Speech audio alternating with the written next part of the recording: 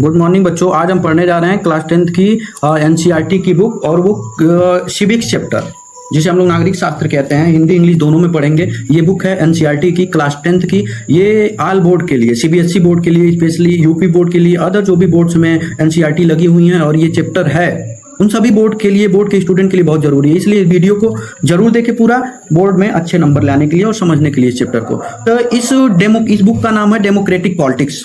Democratic politics या राजनीति, लोकतांत्रिक राजनीति, क्लास पार्ट 2 है ये। तो इसको चलिए हम लोग डिस्कस करते हैं। इसका पहला चैप्टर जिसका नाम है पावर शेयरिंग। तो पावर शेयरिंग, जिसके हिंदी में हम लोग सत्ता की साझेदारी कहते हैं, आइए देखते हैं इसका मतलब क्या होता है। इसको हम लोग पढ़ते हैं। अच्छा नंबर आपको पाना है तो जरूर इसको देखें, पूरा देखें। तो पावर शेयरिंग चैप्टर का नाम है सत्ता की साझेदारी, जिसे हम लोग हिंदी में कहते हैं। आइए देखते हैं हम लोग इसे बाइलिंगुअल में। मैं हिंदी में पढ़ूंगा और और ऐसे इंग्लिश में पढ़ूंगा और ऐसे समझाऊंगा कि दोनों बच्चे समझ लें, हिंदी मीडियम वाले भी, इंग्लिश मीडियम वाले भी। लेकिन जो बच्चे इंग्लिश में लिखना चाहेंगे वो इंग्लिश वाला नोट्स इसमें से नोट डाउन कर लेंगे, जो हिंदी में लिखना चाहेंगे वो हिंदी वाला नोट डाउन कर लेंगे। लेकिन समझने के लिए जो मैं मीडियम समझाऊंगा बाइलिंगुअल का, वही आप लोग समझेंगे और बहुत आसानी से दोनों लैंग्वेज बोलने वाले या समझने वाले लोगों के लिए समझ आएगा। तो एक्स्ट्रा इन्फॉर्मेशन में हम लोग देख लेते हैं क्या है, ये जरूरी है देखना।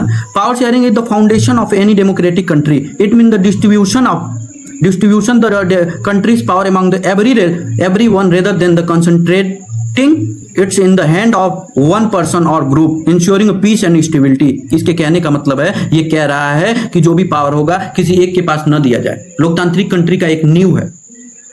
अतिरिक्त जानकारी में लोकतांत्रिक नींव है कि सत्ता की साझेदारी होनी चाहिए। जो पावर है, जो सारा पावर किसी एक ग्रुप या एक पर्सन या एक कम्युनिटी को न दिया जाए, वरना मिसयूज भी कर सकते हैं। लोकतांत्रिक कंट्री में पावर जो हो डिवाइड होनी चाहिए, शेयर होना चाहिए उसके पास पावर। जैसे स्टेट गवर्नमेंट के पास कुछ पावर हो, सेंट्रल गवर्नमेंट के पास कुछ पावर हो, अलग अलग ऑर्गन के पास कुछ पावर हो, अलग अलग जो भी विभाग है उनके पास कुछ पावर हो। सारी पावर अगर एक को दे दिया जाए, एक समूह या एक ग्रुप या एक पर्सन को दे दिया जाए, तो वो हमारे डेमोक्रेटिक कंट्री के लिए अच्छा नहीं है, क्योंकि वो तानाशाह बन जाएगा। फिर वो अपने मन का जो चाहे करेगा अगर सारा पावर ले लेगा। इसलिए हमारे देश में न्यायपालिका, जुडिशरी, एग्जीक्यूटिव, कार्यपालिका और लेजिस्लेचर व्यवस्थापिका अलग अलग है। ये हमारे लोकतांत्रिक किसी भी कंट्री के लिए बहुत ही इंपॉर्टेंट चीज है कि पावर का शेयर होना जरूरी है। पावर का शेयर का मतलब यही होता है कि पावर जो है सिर्फ एक के पास ना हो, उस पावर को थोड़ा थोड़ा लेके दूसरों को भी दिया जाए। जहाँ सबके पास थोड़ा थोड़ा पावर हो, पावर को शेयर किया गया हो। हमारे देश में कॉन्स्टिट्यूशन हमारे पावर को शेयर करता है। सेंट्रल गवर्नमेंट के पास कुछ और पावर देता है। ये हमारा कॉन्स्टिट्यूशन है, सबका पावर निर्धारित किया है, सबको पावर शेयर किया है। स्टेट गवर्नमेंट का क्या पावर होगा, कौन से इंस्टीट्यूशन का क्या पावर होगा। अगर एक के पास सारा पावर होगा तो वहां पे क्वेरल होंगे, विवाद होंगे, कॉन्फ्लिक्ट होंगे एक दूसरे के पावर को लेके। इसलिए क्लियर डिफिनेशन हमारे कॉन्स्टिट्यूशन ने दे दिया है। इसलिए क्योंकि हमारा देश एक लोकतांत्रिक कंट्री है, डेमोक्रेटिक कंट्री है, इसलिए यहाँ पे पावर का निर्धारित करना, शेयर करना बहुत जरूरी है, किसका क्या पावर होगा। चलिए अब देखते हैं क्या कहता है। कीवर्ड्स देख लेते हैं। इसमें कीवर्ड्स, प्रमुख शब्द और परिभाषाएं देख लेते हैं। Power sharing, what is mean by power sharing? The intelligent distribution of political power among the different organ of government, different level, diverse social groups और political party to ensure stability, accountability, diversity, accommodate diversities. देखते हैं सत्ता के साझेदारी क्या आता है। स्थिरता सुनिश्चित करने और विविधताओं को समायोजित करने के लिए सरकार के विभिन्न अंगों, विभिन्न स्तरों, विविध सामाजिक समूहों, राजनीतिक दलों के बीच राजनीतिक सत्ता का बुद्धिमानी पूर्वक वितरण होता है। कहने का मतलब है ये है, बहुत सारे जो पॉलिटिकल पावर जो है, पावर अगर पॉलिटिकल पावर डिस्ट्रीब्यूशन हो रहा है तो बहुत सारे गवर्नमेंट के जो ऑर्गन है, जैसे एग्जीक्यूटिव है, लेजिस्लेचर है, जुडिशरी है, व्यवस्थापिका है, कार्यपालिका है, विधायिका है, इन सबको पावर देके डिफरेंट लेवल पे, डिफरेंट लेवल का मतलब central government, state government, local government, राज्य की सरकार और राज्य की यूनियन सरकार, भारत सरकार और स्थानीय सरकार, इन सब में पावर देके अलग अलग सोशल ग्रुप जो होते हैं उनको पावर थोड़ा शेयर करके, उनको भी थोड़ा पावर देके, जो भी इस हमारी विविधता है उसको विद्वानी, ये ऐसे तरीके से विविधता को मेंटेन करते हुए पावर का शेयर करते हैं, ताकि किसी प्रकार का विवाद ना हो और समायोजित हो, स्टेबिलिटी बनी रहे, स्थिरता बनी रहे।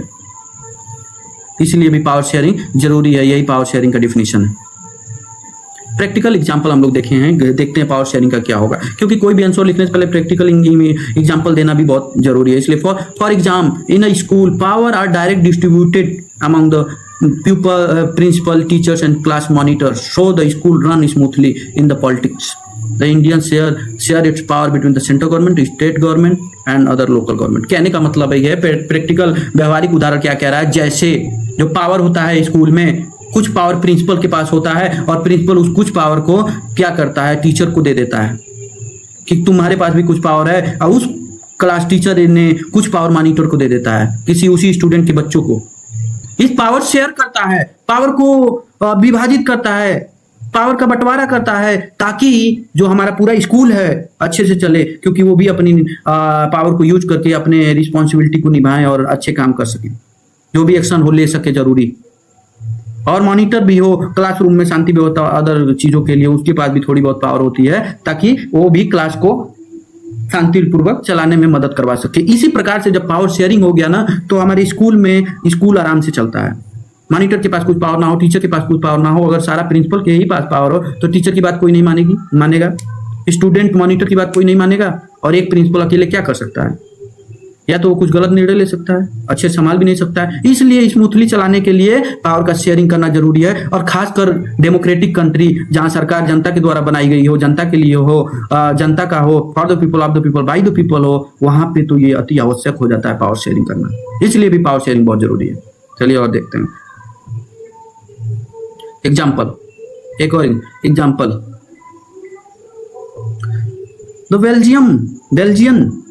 Belgian model where the number of Dutch and the French speaker minister is equal। जैसे डच में और फ्रेंच जो स्पीकर थे बोलने वाले बेल्जियम में, वहाँ पे जो उनके रिप्रेजेंटेटिव का जो मेंबर था मिनिस्ट्री में इक्वल दिया गया। कारण क्या है, क्यों इक्वल मेंबर बनाया गया, सबको मिनिस्ट्री क्यों इक्वल दी गई, क्यों नहीं जो ज़्यादा बोलने वाले स्पीकर थे, मेजॉरिटी थी, जिसकी बहुमत ज़्यादा थी, उसकी संख्या, उसका रिप्रेजेंटेशन मिनिस्ट्री में ज़्यादा कर दिया। वो इसलिए पावर शेयर इक्वल किया गया, ताकि वहाँ पे एकमोडेशन बना रहे, समायोजित हो, किसी प्रकार का क्वेरल या कन्फ्लिक्ट ना हो, झगड़ा विवाद ना हो, इसलिए इक्वल पावर दे दिया गया।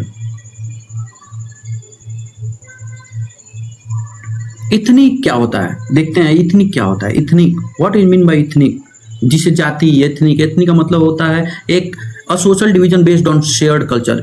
ये एक सामाजिक बंटवारा है, विभाजन है, जो उसके सामाजिक संस्कृति के हिसाब से उनको अलग कर देता है। मतलब एक कल्चर को पालन करने वाले लोगों को, उनको उसी नाम से, उसी कल्चर के हिसाब से उनको उस ग्रुप, एथनिक, जो भी अलग अलग कल्चर पालन करते हैं, तो सारे जो अलग अलग पालन करने वाले लोग होंगे, उनको अलग अलग कल्चर वाले व्यक्ति के नाम से नाम दे दिया जाएगा, उनको उसी नाम से बोला जाएगा। जैसे गोरखा है, बोडो कम्युनिटी है, इसी तरह के लैंग्वेज के हिसाब से भी होता है, फिजिकल डाइवर्सिटी के हिसाब से भी हो सकता है, और एक कल्चरल डाइवर्सिटी के हिसाब से भी अलग अलग हो सकता है। अभी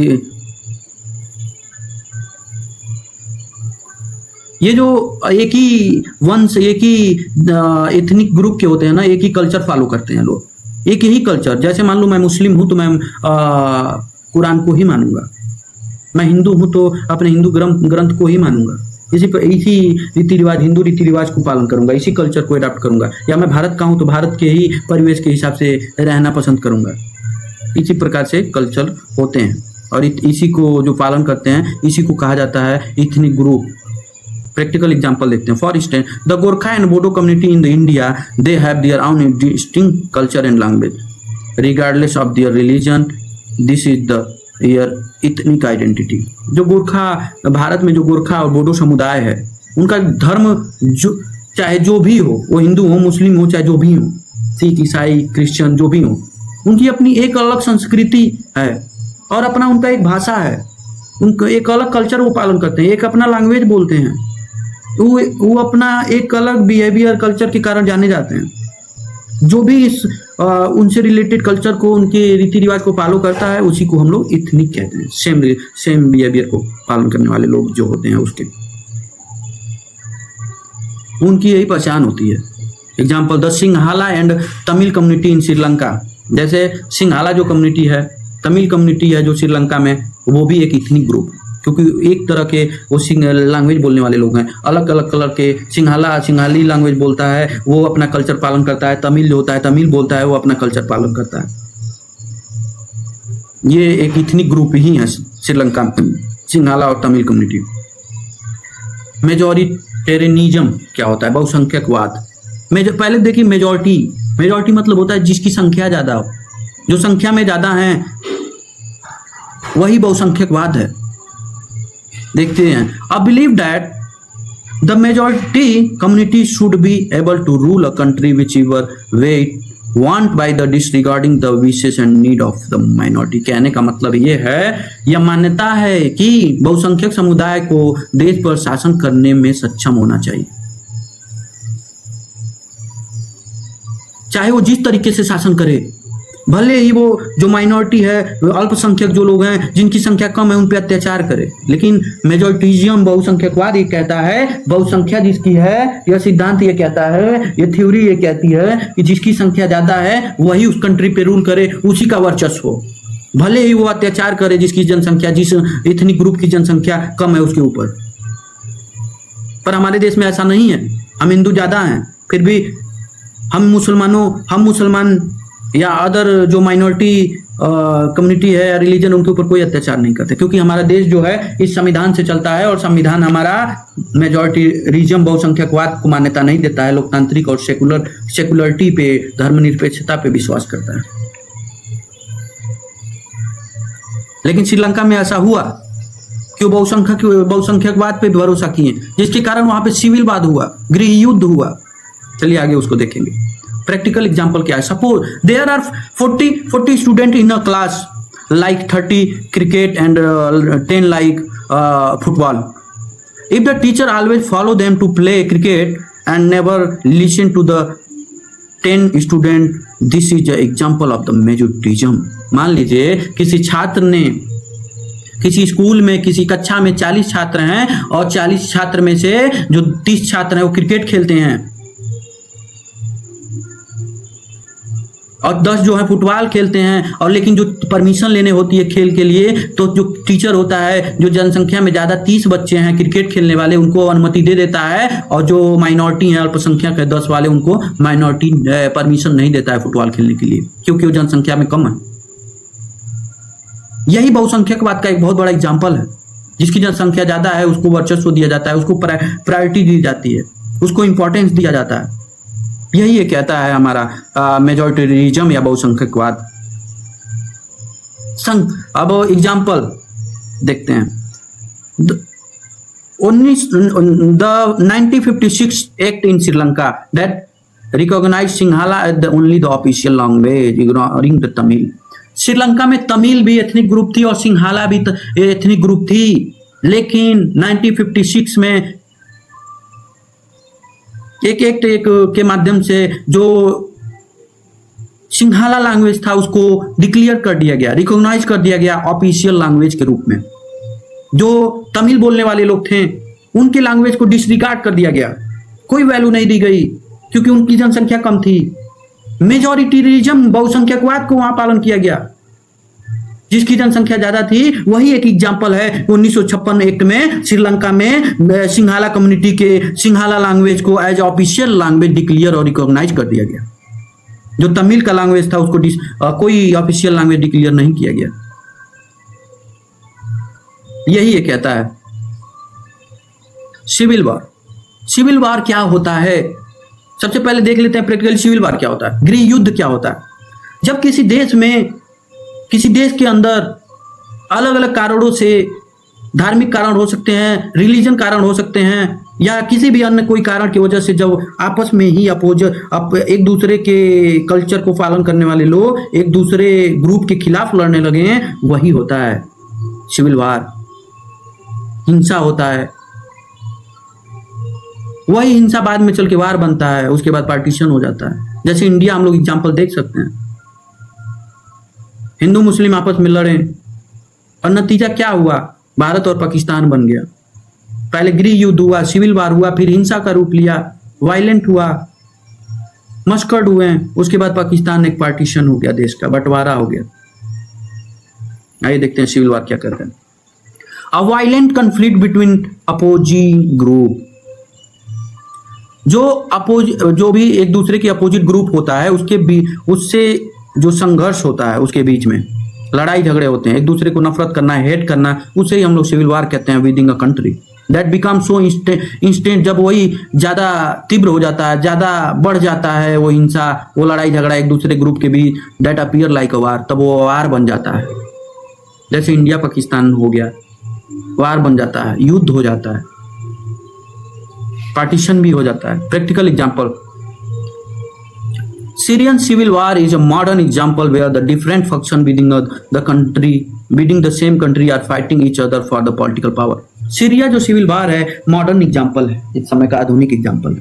बहुत सारे रीजनों के कारण आपस में डिफरेंट ग्रुप के लोग, डिफरेंट विचारधाराओं के लोग आपस में फाइटिंग करते हैं पॉलिटिकल पावर के लिए एक दूसरे से।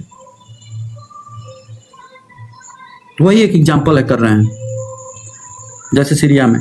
Example, the wide spread conflict and bloodshed between the Sinhala and Tamil community in Sri Lanka which force many family to live as a refugee.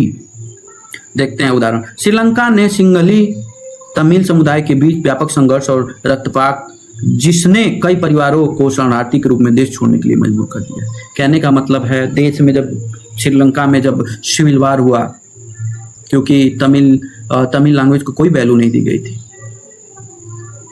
एक दूसरे के विरोध के कारण, मेजॉरिटिज्म बहुसंख्यकवाद के कारण जब गृह युद्ध हुआ, सिविल वार हुआ आपस में, जिसके कारण कन्फ्लिक्ट हुआ, संघर्ष हुआ, तो बहुत सारे नरसंहार हुए, मस्कड़ हुआ, मार काट हुई, लोग मरे, खून बहे, जिसके बाद रिजल्ट क्या हुआ, बहुत सारे लोग मजबूर होकर या मजबूर कर कर देश छोड़ दिए, देश छुड़वा दिए गए, शरणार्थी बन गए, रिफ्यूजी बन गए। प्रूडेंशियल बेस्ड ऑन प्रूडेंशियल देखते हैं, युक्त परक। प्रूडेंशियल क्या होता है? सबसे पहले तो प्रूडेंशियल का मतलब क्या है? जब लाभ और हानि, अच्छा और बुरा सब कुछ को देखते हुए कोई फैसला लिया जाता है ना, डिसीजन, उसे ही प्रूडेंशियल कहते हैं डिसीजन। जैसे बेस्ड ऑन प्रूडेंस और on the careful calculation of gain and loss, मतलब हान और लाभ को देखते हुए प्रूडेंशियल डिसीजन आर यूजुअली, आमतौर पे, concentrate with the decision based on purely on moral consideration. जब हम प्रूडेंशियल निर्णय लेते हैं कोई, तो वो हमारे जो नैतिक विचारों पर आधारित निर्णय होती है उसी को हम लोग कह सकते हैं, जिसमें सावधानी पूर्वक देखी जाती है कि सबका भला हो, सब कुछ अच्छा रहे।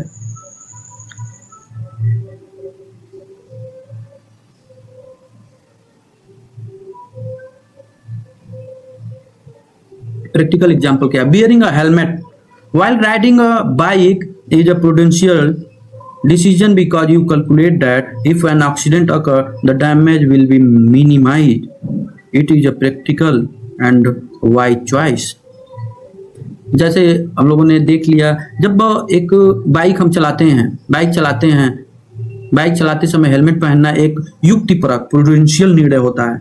यही प्रूडेंशियल निर्णय है, बाइक चलाएं हम तो हेलमेट पहन लें, यही समझदारी है, यही लाभ और हानि को देखते हुए एक बड़ा फैसला है, ताकि नुकसान कम होगा, हमारे सर में चोट नहीं लगेगा, दुर्घटना भी होगी तो कोई बहुत ज्यादा हानि नहीं होगा आमतौर पे। यही एक व्यवहारिक और समझदारी भरा विकल्प है, इसे ही हम लोग प्रूडेंशियल कहते हैं। Example, adopting power sharing because it reduce the possibility of conflict and ensure the political stability. Prudential decision क्या है? Power sharing is the prudential decision.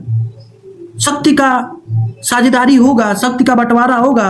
अगर वो तमिल वाले के लैंग्वेज को भी मान्यता देते हैं और एक दूसरे का रिस्पेक्ट करते, एक दूसरे को पावर देते, तो वहाँ पे सिविल वार नहीं होता, बहुत सारे जाने नहीं जाती और लोगों को रिफ्यूजी नहीं बनना पड़ता, और यही होता है वहाँ पे रिड्यूस, कम होता पॉसिबिलिटी ऑफ कॉन्फ्लिक्ट, लड़ाई झगड़े, संघर्ष, नरसंहार, हिंसा कम होती। अगर हम प्रूडेंशियल तरीके से डिसीजन लेके पावर शेयरिंग करते हैं वहां पे एक दूसरे एथनिक ग्रुप में, सभी में, इससे हमारा पॉलिटिकल स्टेबिलिटी भी बनी रहती, राजनीतिक स्थिरता भी बना रहता और देश चलता, आराम से चलता, कोई भी किसी प्रकार का विवाद क्रिएट नहीं होता। चेक एंड बैलेंस क्या होता है? Arrangement where the each organ of government check the other organ resulting in the balance of power among the various institution. सत्ता में एक संतुलन बनाए रखने के लिए, ऐसा ना हो पावर शेयरिंग क्या है? पावर शेयरिंग यही है जो हमारे गवर्नमेंट के, सरकार के 3 ऑर्गन है, उन तीनों में पावर को शेयर कर दो कि तुम्हारा ये काम, तुम्हारा ये काम, सब में पावर दो, अलग अलग तरीके से दो। चेक एंड बैलेंस क्या है? नियंत्रण और संतुलन क्या है? चेक करना। मतलब हम जुडिशरी को, न्यायपालिका को तो दे दिए वो ये काम करेगी, लेकिन जब विधायिका या कार्यपालिका या एग्जीक्यूटिव या लेजिस्लेटिव कुछ गलती करती है तो वो न्यायपालिका उस पर चेक और करेगी और बैलेंस करेगी। चेक करेगी कि वो कॉन्स्टिट्यूशनल डिसीजन है या नहीं। अगर कॉन्स्टिट्यूशनल नहीं है तो उसको बैलेंस बनाएगी उनके द्वारा लिए गए किसी भी एक्शन को। मतलब 3 ऑर्गन जो हैं सारे अलग अलग, सबका काम डिसाइड हो चुका है, सबका पावर अलग अलग है, लेकिन सभी के पास एक दूसरे की गलती चेक करने के लिए थोड़ा थोड़ा चेक और बैलेंस करने का पावर है, वरना वो लोग तो अपने फील्ड में मनमानी करेंगे। इंडिपेंडेंट एकदम 100% नहीं बना दिया गया है। हमारे देश में चेक एंड बैलेंस है जिसके माध्यम से किसी भी ऑर्गन को, किसी भी इंस्टीट्यूशन को संतुलित बनाए रखता है, जिससे हमारा गवर्नमेंट और देश के लिए अच्छा होता है। Practical example: if the parliament make an unconstitutional law, the Supreme Court has power to strike it down, cancel it. This ensure a balance of power, so signing institution become too powerful. कहने का मतलब ये है, balance of power यही है। मान लो ये जो संविधान है ये सुप्रीम लॉ ऑफ बुक है, इसी के हिसाब से सब कुछ चलेगा। अगर इसके खिलाफ कोई पार्लियामेंट या विधायिका, संसद कोई कानून बना देती है इसके नियम के विपरीत जाके, जो इसके नियम को वायलेट करता हो, भंग करता हो, तो क्या होगा? उस पर सुप्रीम कोर्ट चेक करके कि कॉन्स्टिट्यूशनली बनाया है कि नहीं, चेक करके उस कानून को बनाए हुए अगर कानून इसको वायलेट कर रहा है तो उसको कैंसिल कर देगा, कर्टेल कर देगा, स्ट्राइक डाउन कर देगा, खत्म कर देगा उस कानून को, या उसको रिकमेंडेड कर देगा कि इसको चेंज करके और अच्छा बना के लाओ, संविधान के हिसाब से बना के लाओ, जुडिशियल रिव्यू के माध्यम से। बिकॉज क्योंकि फंड इसमें बहुत सारे केस हैं, हम लोग इस चैप्टर में नहीं पढ़ेंगे क्योंकि हायर स्टडी की चीजें हैं। एक संस्था को बहुत ज्यादा शक्तिशाली नहीं बनाना है। अगर बहुत ज्यादा शक्तिशाली बनाया जाएगा तो मनमानी तरीके से वो काम करने लगेगा, जो हमारे देश के लिए और हमारे देश के लोगों के लिए लोकतांत्रिक होने के कारण वो ठीक नहीं है। सभी के पास पावर होना चाहिए, कोई तानाशाह की तरह ना बन जाए सन की। एग्जाम्पल: जज आर अपॉइंटेड बाई एग्जीक्यूटिव। जज भी अपॉइंटेड तो होता है एग्जीक्यूटिव के द्वारा, but they can check the function of executive और law made by the legislature. जज जो होता है किसके द्वारा उसकी नियुक्ति हो गई है? होती है एग्जीक्यूटिव, कार्यपालिका के द्वारा, लेकिन नियुक्ति तो उसके द्वारा होती है, फिर भी वो उसके काम को जांच करता है, चेक करता है, बैलेंस बनाता है, गलत है कि नहीं, कॉन्स्टिट्यूशनली है कि नहीं। यही चेक एंड बैलेंस का एग्जाम्पल है। What is mean bye coalition government? Coalition government क्या होती है आइए हम लोग देखते हैं। A government form when 2 or more political party form an alliance to constant election and share the power। कहने का मतलब है ऐसी सरकार जो तब बनती है जब 2 या 2 से अधिक राजनीति दल मिल के चुनाव लड़ने और सत्ता साझा करने के लिए गठबंधन बनाते हैं। कोलिशन का मतलब क्या है?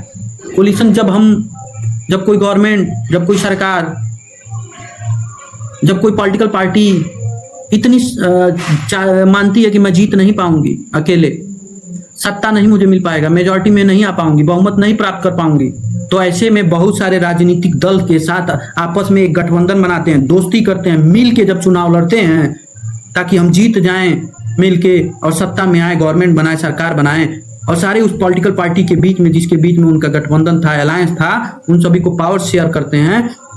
ऐसे ही गवर्नमेंट को कोलिशन गवर्नमेंट कहते हैं।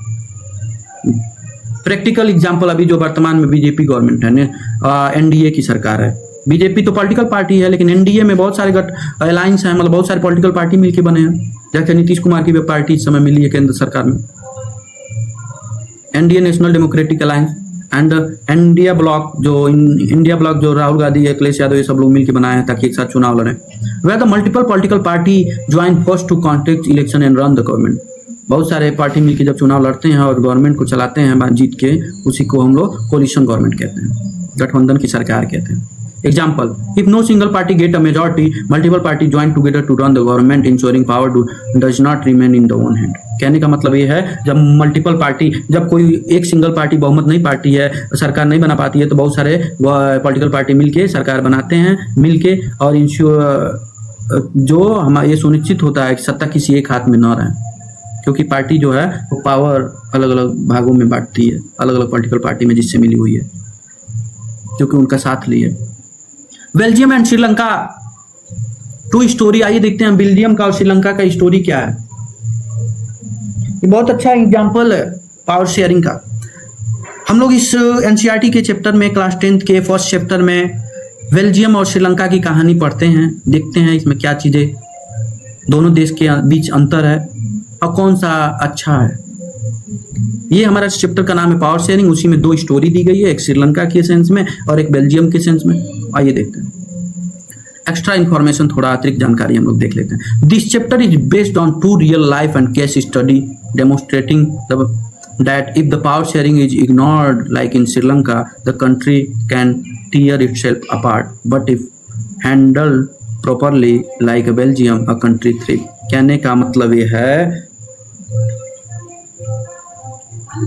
कहने का मतलब है अगर हम श्रीलंका की तरह पावर शेयरिंग को इग्नोर करें, पावर शेयर ना करें, अलग अलग इतनी ग्रुप अगर पॉलिटिकल पार्टी के बीच में, तो उस देश में टूट हो सकती है, लड़ाई झगड़े हो सकते हैं, नरसंहार हो सकता है, ब्लडशेड हो सकता है।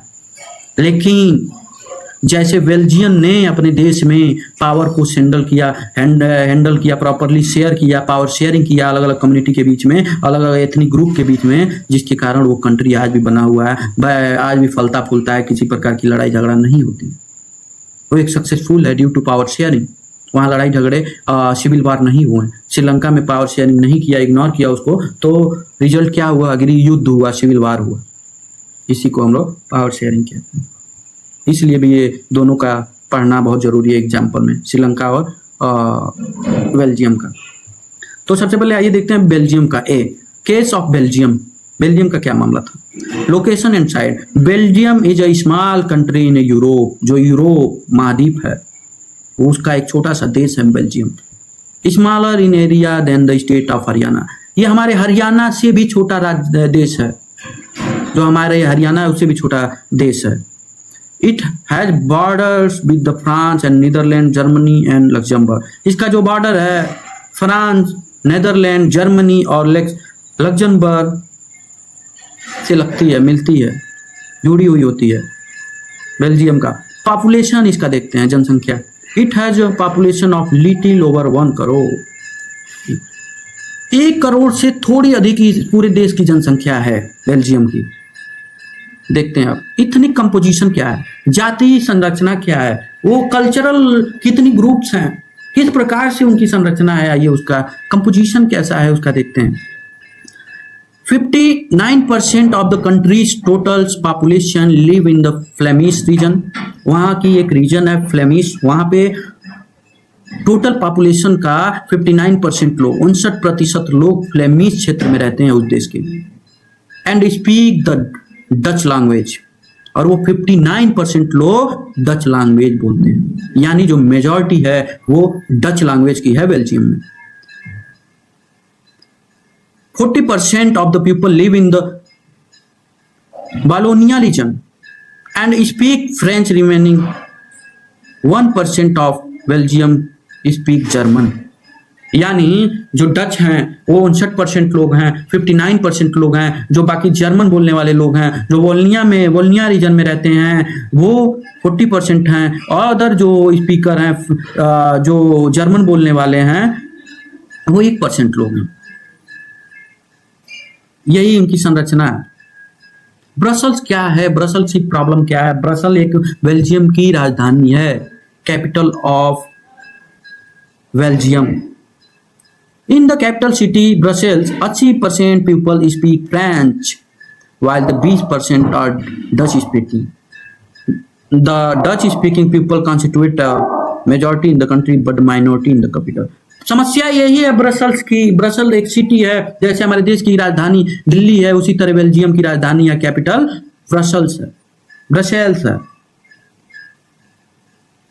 ब्रसेल्स की समस्या यही है कि वहाँ पे तो 80% लोग फ्रेंच बोलने वाले लोग हैं, जनसंख्या उनकी है। मेजॉरिटी में तो वो हैं ब्रसल राजधानी में उस देश के, 20% वाले लोग ही सिर्फ उस राजधानी में डच बोलने वाले लोग हैं। यही उनकी समस्या है। लेकिन पूरे देश में तो मेजॉरिटी में, बहुमत में तो डच बोलने वाले लोग हैं, लेकिन राजधानी में फ्रेंच बोलने वाले लोग हैं। यही उनकी प्रॉब्लम है।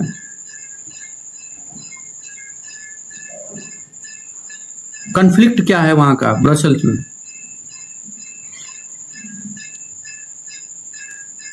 The minorities French speaking community was relatively rich and powerful which was resented by the Dutch speaking community. This led to tension between the two community during the 1950-1960। ये जो डच हैं ये जनसंख्या में तो ज़्यादा हैं, जो फ्रेंच हैं बेल्जियम में फ्रेंच बोलने वाले लोग इतनी ग्रुप वो जनसंख्या में कम है। उसके बाद भी माइनॉरिटी होने के बाद भी ये कम्युनिटी बहुत पावरफुल है, रिच है, धनी है, शक्तिशाली है। ये इसलिए भी डच लोगों के अंदर टेंशन है, कॉन्फ्लिक्ट है, इसके कारण भी टेंशन होता है बिटवीन टू कम्युनिटी दोनों के बीच। लेकिन 1950 से 1950 और 1960 में 1950 एंड 1960 में, क्योंकि फ्रेंच अल्पसंख्यक हैं, फ्रेंच भाषी समुदाय अपेक्षाकृत समृद्ध और शक्तिशाली था, जिससे डच भाषी समुदाय को नाराजगी थी। इसके कारण 1950 और 1960 के दशक के दौरान दोनों समुदाय के बीच तनाव पैदा हुआ। देखते हैं अब हम लोग देख लिए वहां पे उसका बेल्जियम का, श्रीलंका का देखते हैं। Case of Sri Lanka, location and size Sri Lanka का क्या है? Is island nation. यह एक आइसलैंड नेशन है, मतलब पानियों से घिरा हुआ नेशन है, समुद्र से घिरा हुआ nation. Just a few kilometer of southern coast of Tamil Nadu with about 2 crore peoples. स्थानीय और आकार, श्रीलंका एक द्वीपीय देश है। द्वीपीय देश मतलब चारों तरफ से पानियों से घिरा हुआ, तीनों तरफ से। तो तमिलनाडु के दक्षिण तट से कुछ किलोमीटर दूर है। इसकी आबादी लगभग 2 करोड़ है। श्रीलंका की आबादी लगभग 2 करोड़ है। एक आइसलैंड है। इतनी कंपोजिशन श्रीलंका में क्या है? यहाँ की जातीय संरचना क्या है? जैसे बेल्जियम में था, डच बोलने वाले 59% थे, फ्रेंच बोलने वाले 40% थे, जर्मन बोलने वाले 1% थे। उसी प्रकार से श्रीलंका में सिंघाला बोलने वाले लोग 70% थे, 74% थे। तमिल बोलने वाले लोग 18% थे, 18% थे। उस तमिल में भी जो 2 सब ग्रुप था, 2 सब ग्रुप था। एक जो उसी श्रीलंका के रहने वाले तमिल थे, नेटिव तमिल थे, श्रीलंकन तमिल थे, उनको कहा गया श्रीलंकन तमिल। वो 13% थे 18 में से। रेस्ट जो तमिल थे 5% वो इंडिया से गए हुए थे, वो काम के लिए, यहाँ से वर्क करने के लिए वहां पे तमिलनाडु वगैरह से। इंडियन तमिल से 5%। मतलब यहाँ पे देखा जाए तो बहुमत मेजॉरिटी सिंघाला की थी इस देश में, श्रीलंका में। रिलीजन के हिसाब से देखते हैं, धर्म के हिसाब से श्रीलंका में क्या स्थिति थी। Most of the Sinhala speaking are Buddhist. मतलब जो सिंघाला स्पीकर थे 74%, उसमें से बहुत सारे लोग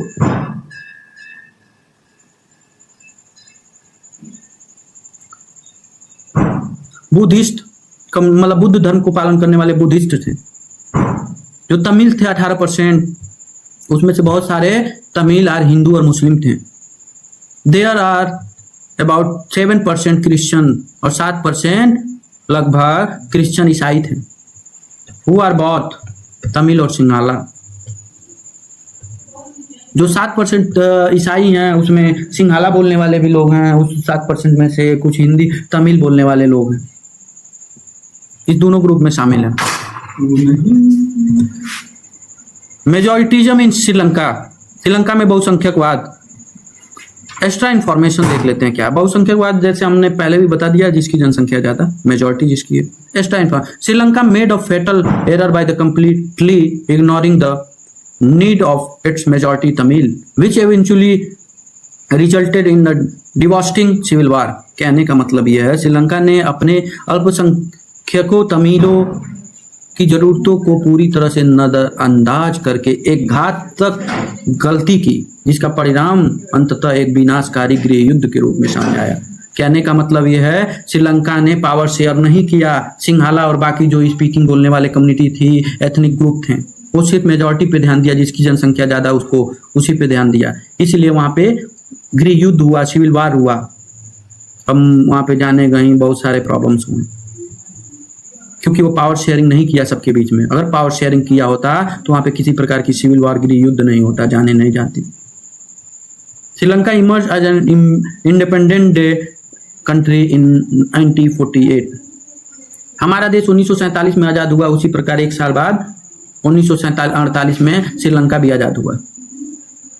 the democratically elected government adopted a series of majoritarianism measures to establish Sinhala supremacy। Sri Lanka 1948 में एक स्वतंत्र देश के रूप में उभरा। लोकतांत्रिक रूप से चुनी गई सरकार ने सिंघाला सर्वोच्चता स्थापित करने के लिए बहुसंख्यकवादी कदम उठाए। कहने का मतलब यह है, जब वहाँ आज़ाद हुआ तो गवर्नमेंट बनी, सरकार, वहाँ की सरकार भी जो सुपरमेसी देने लगी, सिंघाला कम्युनिटी को ही देने लगी, उसी को फेवर करने लगी, क्योंकि उनकी जनसंख्या ज़्यादा है। एक एक्ट पास होता है 1956 में, 1956 में, जिसमें ये डिसाइड कर दिया जाता है, रिकॉग्नाइज कर दिया जाता है, सिंघाला जो लैंग्वेज है वो ऑफिशियल लैंग्वेज है और तमिल को नज़रअंदाज कर दिया जाता है। उसको, उस लैंग्वेज को कोई मान्यता नहीं दी जाती है, जिसके बाद तमिलों के अंदर विरोध अंदर से आया, फिर कन्फ्लिक्ट हुआ, गृह युद्ध हुआ, सिविल वार हुआ और बहुत सारे लोग रिफ्यूजी हुए, ब्लडशेड हुआ और भी बहुत सारी प्रॉब्लम्स हुई। Preferential policy, the government follow the policy that favor the Sinhala application for university position and a government job। प्रमुखता वाली नीतियां, प्रेफरेंशियल पॉलिसी मतलब प्राथमिकता देने लगी कि तुम्हारी संख्या ज्यादा है तो मैं तो तुमको ज्यादा महत्व दूंगा, ज्यादा इंपॉर्टेंस दूंगा, नौकरियों में, यूनिवर्सिटी में, हर पोस्ट में, जॉब्स में। सिंघाला कम्युनिटी के लिए ऐसी पॉलिसी बनाने लगी, ऐसे नीतियां बनाने लगी। State religion, a new constitution stipulated that the state shall protect and foster Buddhism।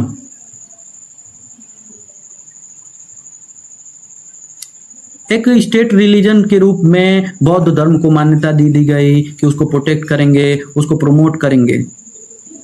उसके वहाँ के श्रीलंका के एक संविधान में दे दिया गया। बाकी जो रिलीजन थे उसके बारे में कोई जिक्र नहीं किया गया। ये भी एक कॉन्फ्लिक्ट, सिविल वार का रूप लिया, क्योंकि वहाँ पावर शेयरिंग नहीं हुई। पावर शेयरिंग चैप्टर का नाम है। पावर शेयरिंग ना होने के कारण सिविल वार होता है श्रीलंका में, और गृह युद्ध होता है, कन्फ्लिक्ट होता है, क्वेरल होते हैं, वार होता है, रिफ्यूजी बन जाते हैं लोग, शरणार्थी बन जाते हैं, देश छोड़ना पड़ता है, मौतें होती हैं, ब्लडशेड होता है। इसलिए भी पावर शेयरिंग जरूरी है, ताकि सबको पावर देके संतुष्ट किया जा सके, शांत किया जा सके, सेटिस्फाई किया जा सके।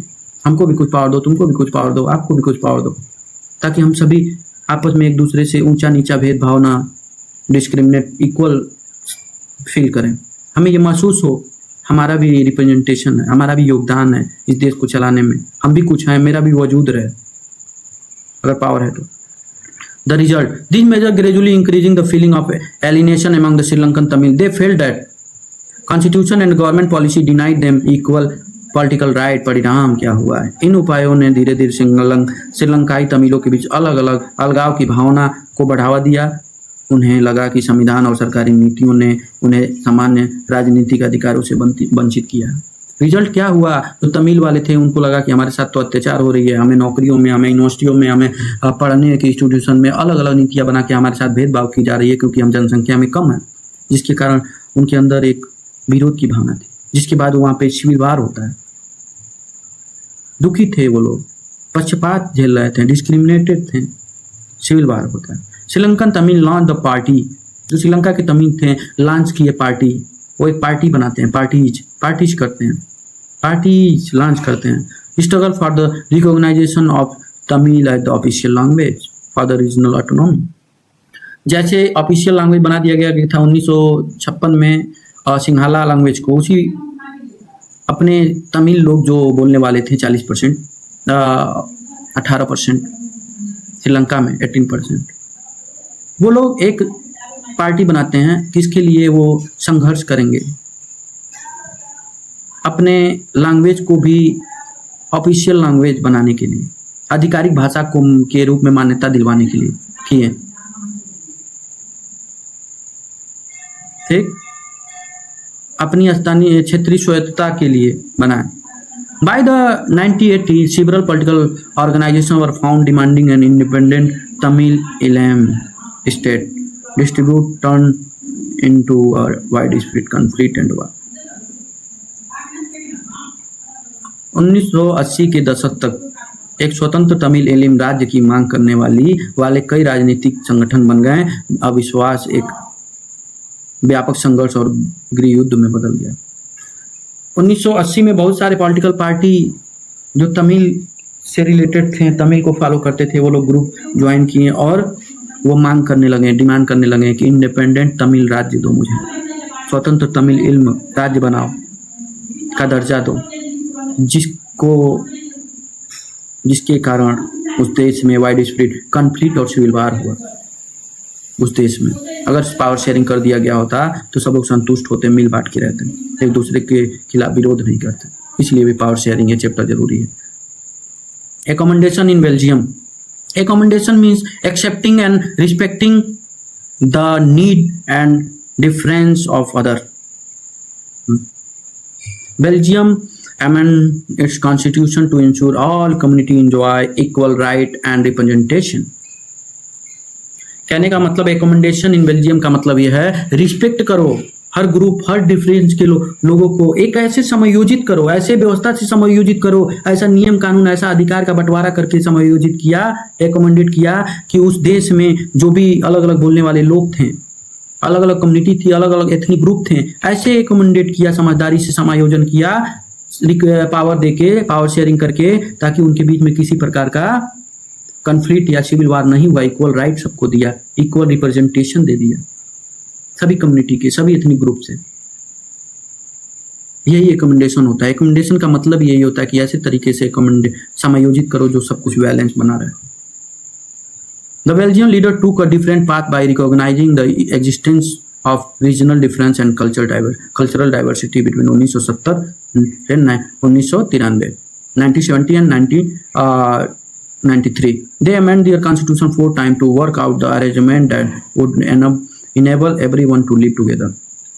जो बेल्जियम के लीडर थे वो टुक ऐसा डिसीजन, ऐसा एक अलग रास्ता चूज किए, रिकॉग्नाइज किए, जो एग्जिस्टेंस हैं, डिफरेंट रिलीजन, डिफरेंट कल्चर के लोग, डाइवर्सिटी है, अलग अलग लैंग्वेज बोलने वाले लोग हैं, उन लोगों को 1970 के उन लोगों को सुव्यवस्थित तरीके से इस्टेब्लिश करने के लिए, कोई क्वेरल ना हो, लड़ाई ना हो, झगड़ा ना हो, एक साथ रह सकें, ऐसा अरेंजमेंट करने के लिए वहाँ के लीडर्स ने अपने कॉन्स्टिट्यूशन को 4 बार बदला, ताकि कोई ऐसी कमी ना रह जाए कि जो अलग कम्युनिटी के लोग हैं उनको ऐसा फील ना हो कि हमारे साथ पक्षपात हो रहा है, हमारे साथ गलत हो रहा है, हमको भेदभाव किया जा रहा है हमारे खिलाफ, और आगे चल के वो कॉन्फ्लिक्ट का रूप ले। इसलिए वहाँ 1970 से 93 के बीच में 4 बार हम उसकी कॉन्स्टिट्यूशन में चेंजिंग अमेंडमेंट किया गया, ताकि सबको इक्वल राइट, सबको इक्वल दिया जाए, इक्वलिटी दिया जाए। एलिमेंट ऑफ बेल्जियम मॉडल क्या है? क्या है बेल्जियम मॉडल के तत्व? Equal minister. Constitution prescribe that number of Dutch and French speaking ministers shall be equal in the central government. No single community can make a decision unilaterally. जो पहला element है, equal minister बना दिया गया, क्योंकि जो जनसंख्या थी वो कम बेसी थी।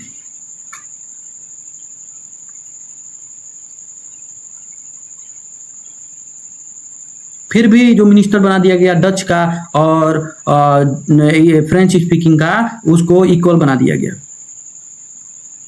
कारण यह है, जो डच बोलने वाले लोग थे 59% थे, 40% लोग फ्रेंच बोलने वाले लोग थे, उसके बावजूद भी इक्वल बना दिया गया सेंट्रल गवर्नमेंट में मिनिस्टर की संख्या, ताकि किसी प्रकार का दोनों कम्युनिटी को ये ना लगे कि हमारे मिनिस्टर ज़्यादा है या कम है, इसको लेके कोई विवाद ना हो। ये एलिमेंट है बेल्जियन मॉडल का। दूसरा एलिमेंट क्या है? स्टेट को ऑटोनॉमी दे दी गई। Many state work central government have given to the state government and state government are not subordinate to the central government. बहुत सारे पावर जो है स्टेट गवर्नमेंट को देके ऑटोनॉमी, उनको स्वायत्तता दे दी गई, शक्तियां दे दी गई, केंद्र सरकार की शक्तियां स्वतंत्र बना दिया गया। ऐसा नहीं है कि वो अधीन रहेंगे केंद्र सरकार की या राज्य सरकार, वो स्वतंत्र हैं। सोवरिंग है वो, ताकि पावर शेयर कर दिया गया इंडिपेंडेंटली, ताकि कोई विवाद ना हो। Separate government of Brussels, Brussels में वहाँ एक सेपरेट गवर्नमेंट बना दी गई। ब्रसेल्स में वहाँ की गवर्नमेंट वहाँ पे एक गवर्नमेंट बना दी गई, किसी प्रकार का क्वेरल या बाकी चीज ना हो इसके लिए। Brussels has a separate government in with the both community have equal representation. एक गवर्नमेंट बना दिया गया ब्रसेल्स में, अलग राजधानी में, और वहाँ क्योंकि जनसंख्या डच बोलने वालों की 20% थी और फ्रेंच बोलने वालों की 80% थी, उसके बाद भी वहाँ पे एक गवर्नमेंट बना दिया गया, अलग गवर्नमेंट बना दिया गया, जिसमें जो मेंबर का रिप्रेजेंटेशन किया गया दोनों कम्युनिटी का बराबर कर दिया गया, ताकि कोई विवाद ना हो, समान प्रतिनिधित्व कर दिया गया। कम्युनिटी गवर्नमेंट, सामुदायिक सरकार बना दी गई। There are third kind of sarkar elected by the people belonging to one language community, Dutch, French and German speaking. This government has power to regarding the culture, educational and language relating issue. एक community government बना दी गई वहां पे, ये third type of government सरकार बना दी गई। तीसरे प्रकार की सरकार जो एक भाषा समुदाय, डच बोलने वाले लोग, फ्रेंच बोलने वाले लोग, जर्मन बोलने वाले लोग से संबंधित है।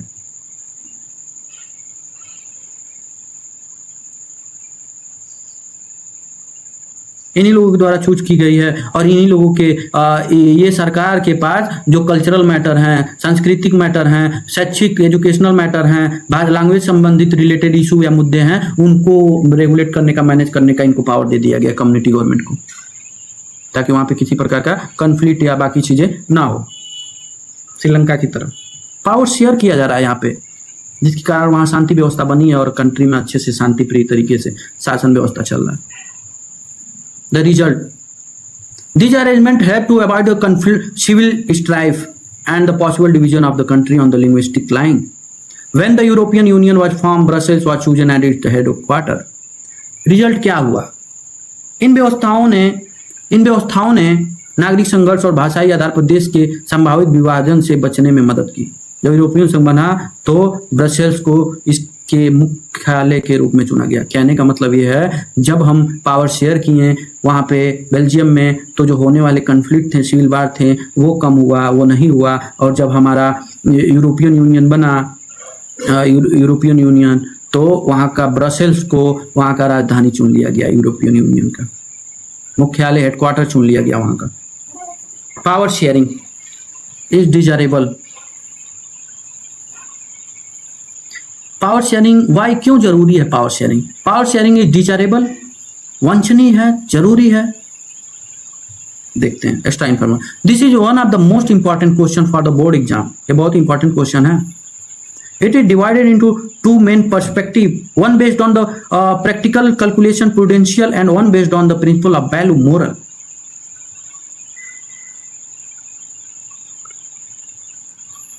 एक नैतिक और एक युक्तिपरक के मूल्यों पर आधारित है। ये देखते हैं।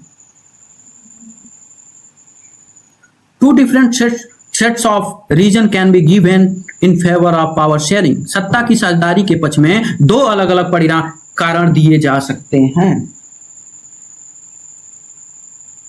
सत्ता की साझेदारी पावर शेयरिंग के लिए दो रीजन बताए जा सकते हैं, डिफरेंट। पहला क्या रीजन है? Prudential reason. युक्तिपरक रीजन क्या है?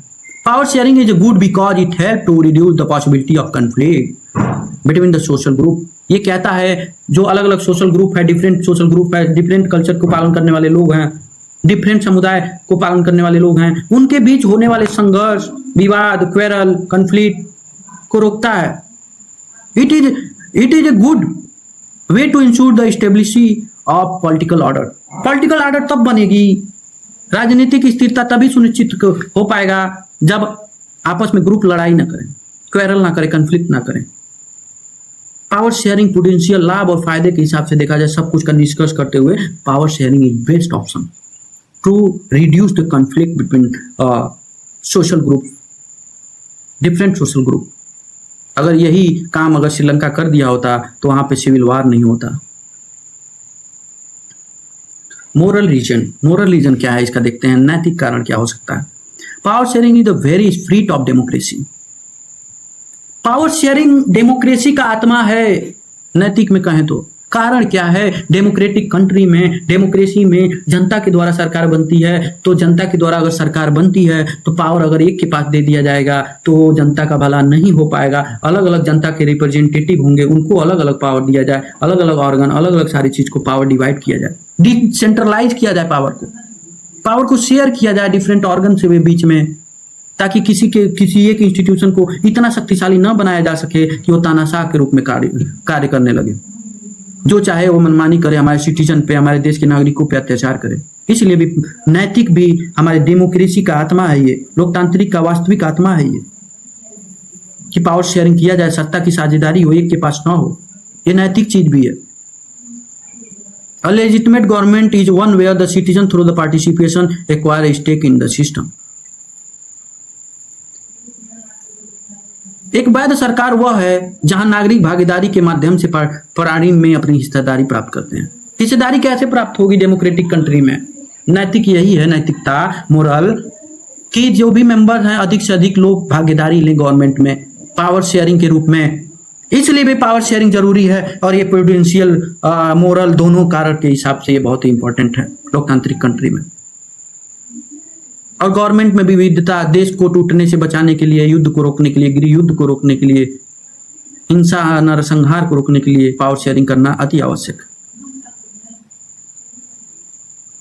अब 6 नंबर देखते हैं क्या है, 6 title, form of power sharing, सत्ता की साझेदारी के रूप क्या क्या है।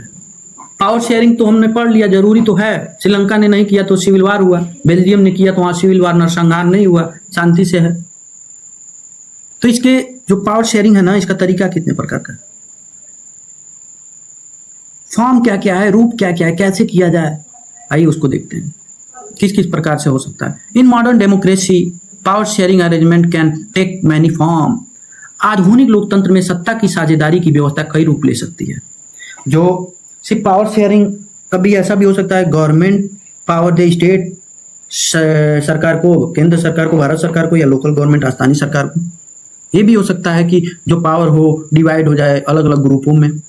ये भी हो सकता है कि जो पावर हो डिवाइड किया जाए, शेयर किया जाए अलग अलग ऑर्गन्स में, इंस्टीट्यूशन में, गवर्नमेंट के अलग अलग सोशल ग्रुप, अलग अलग एजुकेशनल ग्रुप, अलग अलग तरीके का रूप ले सकता है। इन मॉडर्न डेमोक्रेसी में पावर शेयरिंग का कोई एक फिक्स नहीं है। हॉरिजॉन्टल डिस्ट्रीब्यूशन ऑफ पावर, सत्ता का क्षैतिज वितरण किसे कहते हैं? बहुत ही इंपॉर्टेंट है और बहुत अच्छा है। हॉरिजॉन्टल डिस्ट्रीब्यूशन, सत्ता का क्षैतिज वितरण किसे कहते हैं? Power is shared among the different organ of the government such as legislative, executive and judiciary. It allow the different organ placed at the same level to exercise the different power, resulting in the balance of power. This arrangement also called the system of check and balance. कहने का मतलब ये है horizontal के, इसमें horizontal में ये होता है जो सरकार की 3 अंग हैं, ऑर्गन्स हैं, एग्जीक्यूटिव, लेजिस्लेटिव, जुडिशरी, व्यवस्थापिका, विधायिका, कार्यपालिका, न्यायपालिका, इनके बीच में इन सभी को थोड़ा थोड़ा पावर दे दिया जाता है। इनका अपना अपना पावर होता है, लेकिन इन सभी के पास एक दूसरे के काम को चेक करने, बैलेंस करने का जो पावर होता है, नियंत्रण और देखरेख करने का, उसे हम लोग चेक और एंड बैलेंस कहते हैं। जब पावर का डिस्ट्रीब्यूशन गवर्नमेंट के तीनों अंगों में हो जाए, बॉडी में हो जाए, ऑर्गन्स में हो जाए, उसे ही हम लोग कहते हैं power, horizontal distribution of power. सत्ता का क्षैतिज वितरण कहते हैं, जिसके कारण चेक एंड बैलेंस, संतुलन बना रहता है। जिसे संतुलन, चेक एंड बैलेंस कहते हैं, नियंत्रण और संतुलन कहते हैं। वर्टिकल डिवीजन ऑफ पावर क्या है? Power can be shared among different government at the different level, a general government for entire country, central government, union government, and the government at the provincial, regional level, state government is called the federal division of power.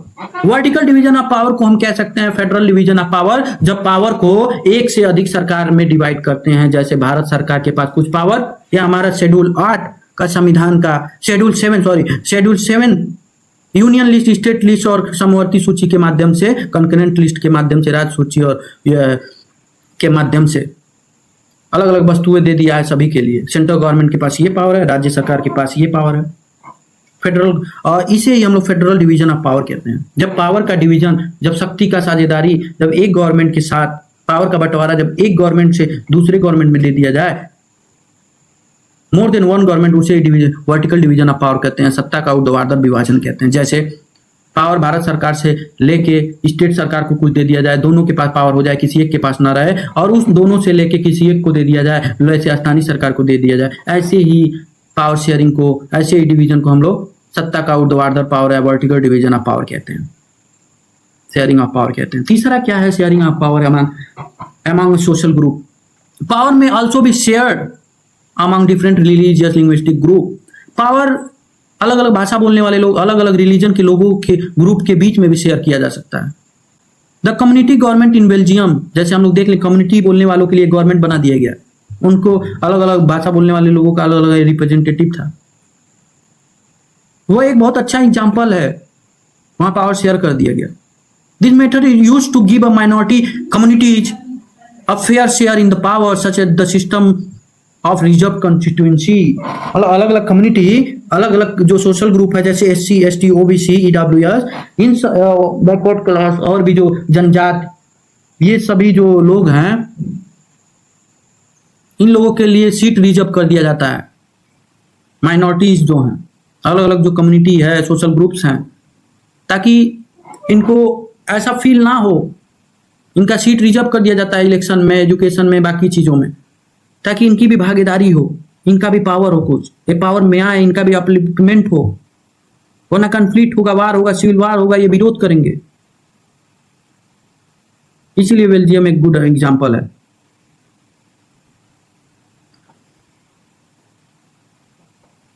चौथा क्या है? चौथा जो है power sharing by the political parties and pressure group. Competition among the different parties ensure that power does not remain in one hand. Sometimes this take the form of coalition government when two or more parties form alliance, interest group, trader, farmer, workers also share power through the participation or influence on the decision making. राजनीति दलों और दबाव समूहों द्वारा सत्ता की साझेदारी। विभिन्न दलों के बीच प्रतिस्पर्धा यह सुनिश्चित करती है कि सत्ता एक हाथ में न हो रहे। कभी कभी यह गठबंधन सरकार का रूप लेता है, जब दो या दो से अधिक दल गठबंधन बनाते हैं।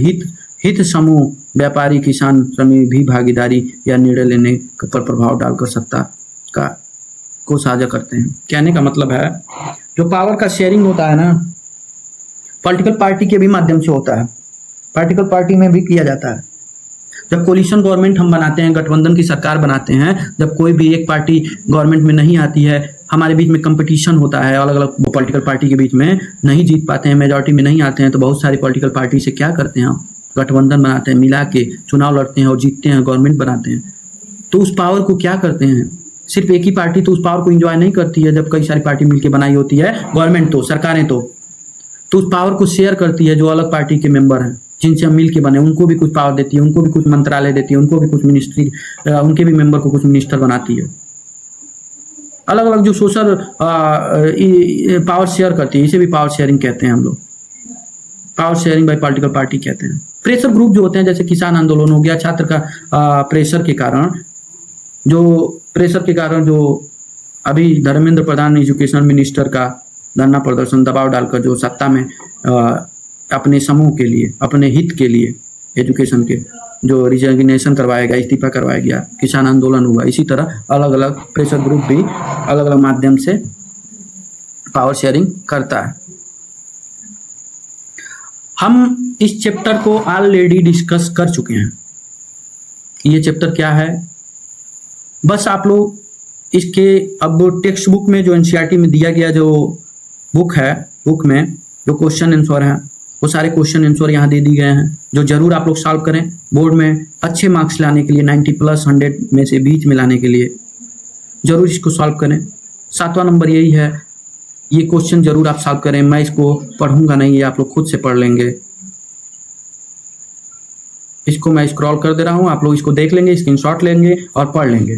बाकी जो फिर इन ये मैच लिस्ट है, इसका भी आप लोग देख लेंगे, इसको भी पढ़ लेंगे। ये छोटे छोटे क्वेश्चन में भी आता है, कभी कभी बड़े में भी आ सकता है, इस सारे को डिफाइन करने के लिए।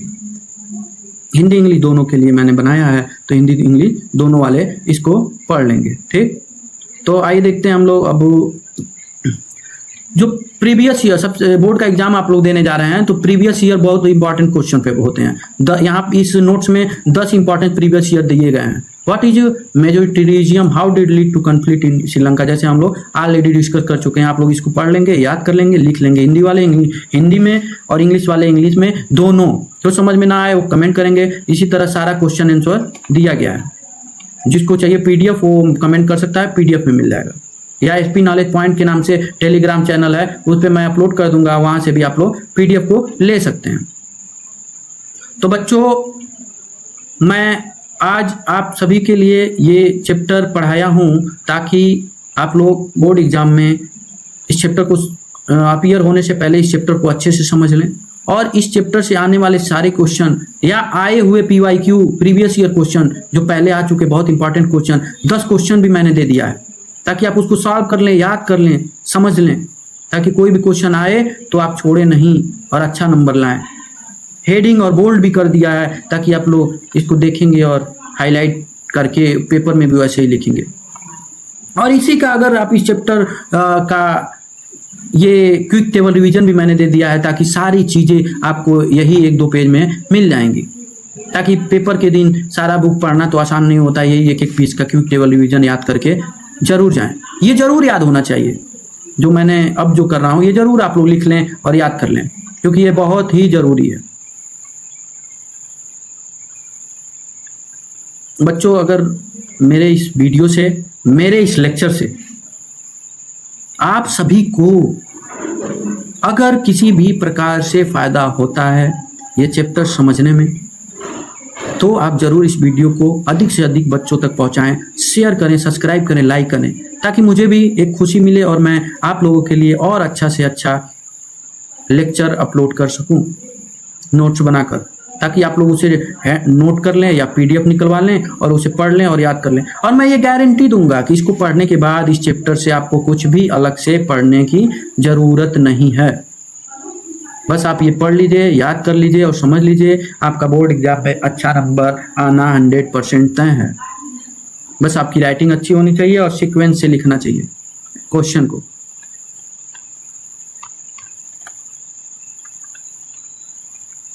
बच्चों, तो आप सभी ने आज हम सभी मिलके आज डेमोक्रेटिक पॉलिटिक्स का पार्ट 2 का जो क्लास 10th का जो चैप्टर है उसको हमने पढ़ा है। फर्स्ट चैप्टर पावर शेयरिंग, सत्ता की साझेदारी, और बस हम लोग क्विक टेबल रिवीजन करेंगे इसका। इस पेज के बाद हमने क्या क्या चीज़ें पढ़ा है, चलिए आइए देखते हैं हम लोग क्या क्या चीज़ें पढ़ा है हमने। बस हेडिंग एक बार रिकॉल कर लेते हैं। हमने पढ़ा पावर शेयरिंग होता है। पावर शेयरिंग मतलब पावर को शेयर करो, एक के पास ना रहे। दूसरा हमने पढ़ा कि श्रीलंका की स्टोरी क्या थी, बेल्जियम की स्टोरी क्या थी, बेल्जियम और श्रीलंका की स्टोरी क्या थी, श्रीलंका में कैसे सिविल वार हुआ, पावर शेयरिंग नहीं हुआ, तो बेल्जियम में कैसे सिविल वार नहीं हुआ, क्योंकि वहाँ पे पावर शेयर किया अमंग द डिफरेंट ग्रुप 4 बार अपने संविधान में संशोधन करके। तो हमने समझ लिया कि पावर शेयर करना अति आवश्यक है, इसलिए भी हमारे देश में पावर शेयरिंग किया गया है।